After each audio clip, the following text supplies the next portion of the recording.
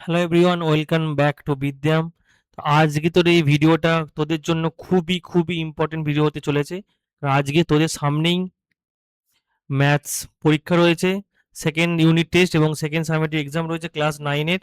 তো তার জন্য আজকের এই ভিডিওটা শুধুমাত্র ম্যাথ সাজেশান হবে, এবং এখানে আমি শুধু তোদের সাজেশানই দেবো না, তোদের কোন কোন ম্যাথ এক্স্যাক্টলি প্র্যাকটিস করতে হবে, কোনগুলো প্র্যাকটিস করলে সেইগুলোই এক্সামে আসবে, সেই অঙ্কগুলো তোদের বলে দেবো। তোরা খাতা পেন নিয়ে বস, বইটাও নিয়ে বস, বইয়ে দাগ দিয়ে দে, এই অঙ্কগুলো প্র্যাকটিস করবি এবং এইগুলিও আসবে। আর আমি গ্যারেন্টি দিয়ে বলছি, এই ভিডিওটা দেখার পর তোদের আর কোনো ভিডিও দেখতে লাগবে না। এই একটা ভিডিও দেখ, দেখে প্র্যাকটিস কর, বেশি দিন হাতে টাইম নেই। প্র্যাকটিস করলে তোরা ম্যাথে ফুল মার্কস পাবি। তো চল দেরি না করে আজকে ভিডিওটা শুরু করা যাক। এবারের যে সেকেন্ড ইউনিট হবে, সেকেন্ড ইউনিটটা শুরু হচ্ছে চ্যাপ্টার 9 থেকে, এবং সেটা হয়ে হচ্ছে চ্যাপ্টার 16 পর্যন্ত। 9 থেকে 16 পর্যন্ত তো এক্সাম হবে।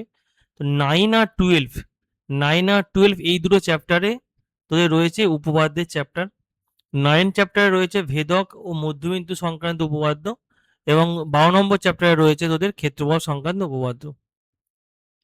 এই উপপাদ্য তোরা বইয়ের থেকে তিনটে উপপাদ্য, যে তিনটে আমি উপপাদ্য এখানে তোরা দেখতে পাচ্ছিস, এই তিনটে উপপাদ্যই করবি। এই তিনটি ভালো করে মুখস্থ কর, ভালো করে লিখে লিখে প্র্যাকটিস কর। এই তিনটে উপপাদ্যর মধ্যে পরীক্ষায় অবশ্যই একটা আসবেই, এবং সেটা কিন্তু 4 নাম্বারের থাকবে। তোদের এখান থেকে 4 মার্কস কনফার্ম হয়ে গেল।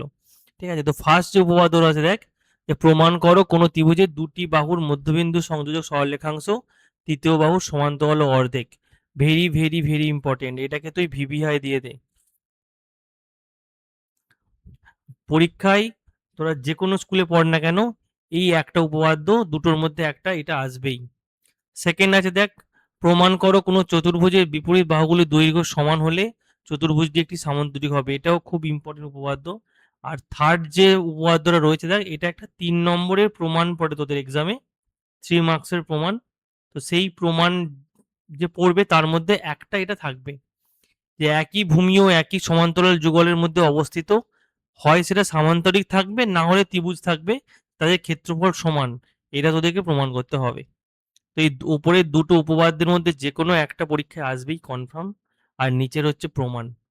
টোটাল 7 নাম্বার উপপাদ্য থেকে আসছে। ঠিক আছে, তো চল নেক্সট চ্যাপ্টার। নেক্সট চ্যাপ্টার তোদের কোষে দেখি 10, দেখ কোষে দেখি 10 হতে হচ্ছে লাভ ক্ষতির চ্যাপ্টার।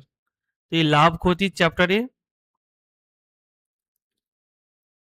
লাভ ক্ষতির চ্যাপ্টারের মধ্যে তোদের যে ইম্পর্টেন্ট অঙ্কগুলো করতে হবে, তাই লাভ ক্ষতির চ্যাপ্টারে দুটো চ্যাপ্টার আছে, একটা 10.1 আর একটা 10.2। একটা আছে 10.1 আর 10.2, 10.2। তোরা শুধু 10.1 যে চ্যাপ্টারটা রয়েছে, 10.1 চ্যাপ্টারের 9 থেকে 15, 9 থেকে 15 পর্যন্ত এই 7টা অঙ্ক প্র্যাকটিস করবি বইয়ের থেকে। এই 7টা অঙ্ক প্র্যাকটিস কর, আর কিচ্ছু করতে হবে না। জাস্ট এই 7টা অঙ্ক প্র্যাকটিস করলে তোদের এই 7টা অঙ্কের মধ্যে এক্সামে আসবে। ঠিক আছে, এবার যারা শর্ট কোশ্চেন করতে চাস, পরীক্ষায় কিন্তু 6 নম্বরে শর্ট কোশ্চেন থাকবে, 6টা শর্ট কোশ্চেন থাকবে, এবং তার মধ্যে দুখানা শর্ট কোশ্চেন তোদের লাভ গতি থেকে থাকবে। তো যারা এই শর্ট কোশ্চেন করতে চাস, তারা হচ্ছে 10.1 আর 10.2 এর যতগুলো শর্ট কোশ্চেন আছে সবগুলো করে যা, বেশি নেই। টোটাল হয়তো 10টা কি 12টা শর্ট কোশ্চেন আছে। 10.2 এর কোনো বড় কোশ্চেন আসবে না, 10.2 থেকে শুধুমাত্র শর্ট কোশ্চেন আসবে। তো শুধু 10.2 এর শর্ট কোশ্চেনগুলো করবি, শর্ট কোশ্চেন্স। ওকে, আর 10.1 থেকে 9 থেকে 15 পর্যন্ত যেগুলো টেক্সট বই যে 7টা অঙ্ক রয়েছে, শুধু ওই 7টা অঙ্ক প্র্যাকটিস কর, 7টার মধ্যে আসবে। চল নেক্সট চ্যাপ্টার আমাদের কোষে দেখে 11। কোষে দেখে 11 চ্যাপ্টারে দেখ, আমাদের রাশি বিজ্ঞানের চ্যাপ্টার। ঠিক আছে, তো এই রাশি বিজ্ঞানের চ্যাপ্টারের মধ্যে দুটো চ্যাপ্টার আছে, একটা 11.1 আর একটা হচ্ছে 11.2। এই দুটো চ্যাপ্টারের মধ্যে তোরা শুধু জাস্ট 11.2টা প্র্যাকটিস কর। 11.2 এর ম্যাথসগুলো প্র্যাকটিস কর, 11.1 করার দরকার নেই, এখান থেকে অঙ্কও আসবে না। 11.2 থেকে একটা বা দুটো অঙ্ক আসবে, এবং সেটাও তোদের 4 মার্কসের হবে অঙ্কটা। ঠিক আছে, তো এই রাশি বিজ্ঞানের চ্যাপ্টার থেকে জাস্ট 11.2 এর যে 11.2টা প্র্যাকটিস কর, তাহলেই হবে। চল, আর কিছু নেই এখানে। চল নেক্সট চ্যাপ্টার। দেখ কোষে দেখি 13 আর 14, এখানে রয়েছে সম্পাদ্য, ছবি আঁকা রয়েছে। এটাও তোদের 4 নম্বরের কোশ্চেন থাকবে। ঠিক আছে, তো চ্যাপ্টার 13 নম্বরে রয়েছে তোদের ত্রিভুজ থেকে সামান্তরিক আঁকতে হবে। চ্যাপ্টার 13তে তোদের রয়েছে ত্রিভুজ, ত্রিভুজ থেকে সামান্তরিক। আর তোদের 14 নম্বর চ্যাপ্টারে রয়েছে চতুর্ভুজ থেকে ত্রিভুজ, সমান ক্ষেত্রফলে ত্রিভুজ আঁকা। তো এই কোষে দেখি 13 আর 14 ইউনিট রয়েছে। তোদের এখান থেকে চ্যাপ্টার 13 নম্বর থেকে তোরা শুধু দুটো অঙ্ক প্র্যাকটিস করবি, জাস্ট দুটো অঙ্ক, 3-এর দাগের আর 5-এর দাগের যে অঙ্ক দুটো রয়েছে। আবার বলছি, ভালো করে শুনে নে এবং নোট ডাউন করে নে। চ্যাপ্টার 13 নম্বর চ্যাপ্টার থেকে সামান্তরিকে শুধু দুটো অঙ্ক প্র্যাকটিস কর, দুটো ছবি প্র্যাকটিস কর সম্পাদ্যের, 3 আর 5-এর দাগের অঙ্ক দুটো। আর 14 নম্বর চ্যাপ্টার থেকে 3টে অঙ্ক প্র্যাকটিস কর, 3, 5 আর 6, ব্যাস। এই অঙ্কগুলো প্র্যাকটিস কর, এর বাইরে আর কোনো অঙ্ক করতে হবে না। এই 5টা অঙ্ক প্র্যাকটিস করলে তোদের সম্পাদ্য এর মধ্যেই আসবে। এবং তুই যদি 5টা অঙ্ক ভালো করে প্র্যাকটিস করিস, 5টা ছবি ভালো করে প্র্যাকটিস করিস, তাহলে তোদের 4 নাম্বার কনফার্ম হয়ে যাবে। নেক্সট আর দুটো চ্যাপ্টার রয়েছে আমাদের, চ্যাপ্টার 15, এখানে রয়েছে ত্রিভুজ আর চতুর্ভুজের পরিসীমা ও ক্ষেত্রফল। এই চ্যাপ্টারে অঙ্ক বলার মতো কিছু নেই, তোদের সমস্ত ফর্মুলাগুলো মুখস্থ করতে হবে, প্রতিটা ফর্মুলা। 15.1 হচ্ছে শুধু রয়েছে চতুর্ভুজের ফর্মুলা, স্কোয়ার আর হচ্ছে রেক্ট্যাঙ্গুলার অর্থাৎ বর্গক্ষেত্রের ফর্মুলা রয়েছে, বর্গক্ষেত্র রয়েছে আর আয়তক্ষেত্র রয়েছে, এদের পরিসীমা আর ক্ষেত্রফলের ফর্মুলাগুলো দেখে নিস। 15.2 রয়েছে ত্রিভুজের ফর্মুলা, ত্রিভুজের ফর্মুলা তার মধ্যে মেনলি রয়েছে 3টে ত্রিভুজ। এক রয়েছে সমবাহু ত্রিভুজ, সমদ্বিবাহু ত্রিভুজ, আর রয়েছে সমকোণী ত্রিভুজ। এই 3 প্রকারের ত্রিভুজের অঙ্ক রয়েছে। ঠিক আছে, তো এই 3 প্রকারের সমবাহু ত্রিভুজের ক্ষেত্রে পরিসীমা আর ক্ষেত্রফল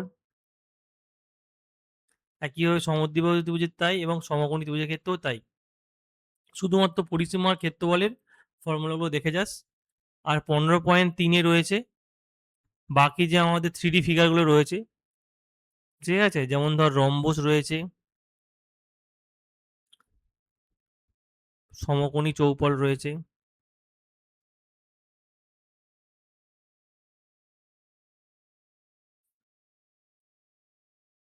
এইগুলোর পরিসীমা, ক্ষেত্রফল, ব্যাস এইগুলোই দেখে যাস। এই আর কিছু নয়, এই ফর্মুলা থেকেই অঙ্ক পড়বে এবং ফর্মুলা দিয়ে অঙ্কগুলো করতে হবে। ঠিক আছে, তোদের লাস্ট চ্যাপ্টার হচ্ছে বৃত্তের পরিধি। বৃত্তের পরিধি চ্যাপ্টার থেকে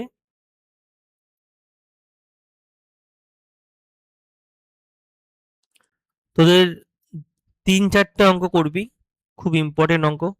ফার্স্ট যে অঙ্কটা রয়েছে, দেখ 196 বর্গ সেমি ক্ষেত্রফলের পিতলের পাতকে গলিয়ে 4টি সর্ববৃহৎ বৃত্তাকার পাত কেটে নিলে তার পরিধি কত হবে, এরকম একটা রয়েছে। ঠিক আছে, এই অঙ্কটা দেখে নিবি। এত বর্গ সেমি ক্ষেত্রফলের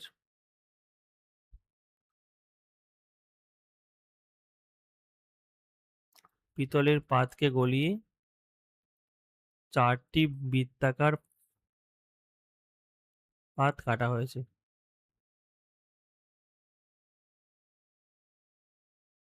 তাদের পরিধি চেয়েছে, তাদের পরিধি। এই একটা অঙ্ক রয়েছে, এই অঙ্কটা দেখে নিস। সেকেন্ড যে অঙ্কটা রয়েছে দেখবি, একটা পাতকুয়ার পরিধি দিয়ে দিয়েছে 440 এবং পাতকুয়ার বাইরে একটা পাঁচিল ঘেরা রয়েছে, যেটা পাঁচিল সমেত তার পরিধি দিয়েছে 616।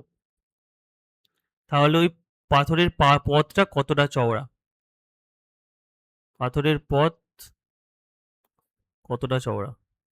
এই একটা অঙ্ক রয়েছে, এটা খুব ইম্পর্টেন্ট একটা অঙ্ক, এবং এগুলো সব টেক্সট বইয়েরই অঙ্ক, ঠিক আছে, টেক্সট বই থেকেই করবি। এই দুটো অঙ্ক খুব ইম্পর্টেন্ট। আর একটা অঙ্ক, ইঞ্জিনের চাকার পরিধি,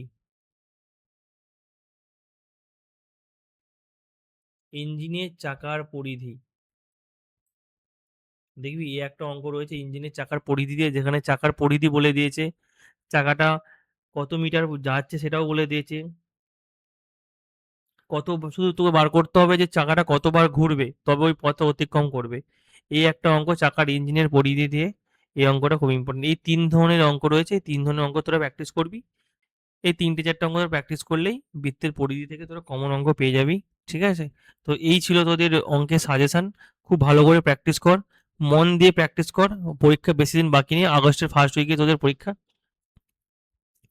ব্যাস এইটুকুই। Thanks for watching. যদি ভিডিওটা ভালো লেগে থাকে অবশ্যই লাইক করে দে, বন্ধুদের সাথে শেয়ার কর এবং সাবস্ক্রাইব করে চ্যানেলটাকে। তোদের ভৌত বিজ্ঞানের সাজেশন খুব তাড়াতাড়ি আসতে চলেছে, মেবি কাল বা পরশুর মধ্যে চলে আসবে, তোদের পরীক্ষার আগেই চলে আসবে, ঠিক আছে? তো অবশ্যই ভৌত বিজ্ঞানের সাজেশন পেতে আমাদের ইউটিউব চ্যানেলকে ফলো কর, সাবস্ক্রাইব করে রাখ, বেল আইকনকে প্রেস করে রাখ।